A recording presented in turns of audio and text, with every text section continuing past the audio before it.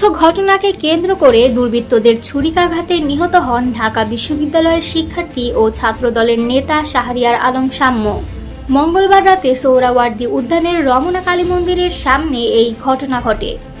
বিশ্ববিদ্যালয় প্রশাসনের দুর্বলতায় এমন ঘটনা ঘটেছে বলে মন্তব্য করে উপাচার্যের পদত্যাগ দাবি করেছে ছাত্রদল।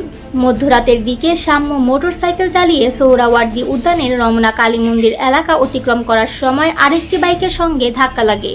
কথা কাটাকাটির এক পর্যায়ে সাম্যকে ছুরিকাঘাত করে পালিয়ে যায় দুর্বৃত্তরা। সহপাঠীরা সাম্যকে গুরুতর আহত অবস্থায় ঢাকা মেডিকেল কলেজ হাসপাতালের জরুরি বিভাগে নিয়ে যান। সেখানে কর্তব্যরত চিকিৎসক তাকে মৃত ঘোষণা করেন।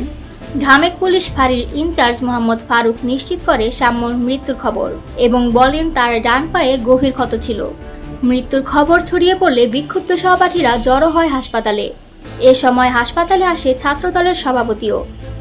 তিনি বলেন সোহরাওয়ার্দী উদ্যান নিয়ে বারবার প্রশাসনের কাছে বলা হলেও উদাসীন ছিল তারা। সাম্যের উপর হামলা প্রশাসনের দুর্বলতারই প্রতিফলন বলে দাবি করেন ছাত্রদলের সভাপতি। এছাড়াও এ হত্যাকাণ্ডকে তারা কোনো রাজনৈতিক কারণ হিসেবে এখনই দেখছেন না। এক সময় হাসপাতালের সামনে আসে ঢাকা বিশ্ববিদ্যালয়ের উপাচার্য অধ্যাপক ডক্টর নিয়াজ আহমদ। এ নিয়ে বিক্ষুব্ধ শিক্ষার্থীর তোপের মুখে হাসপাতাল এলাকা ত্যাগ করেন তিনি।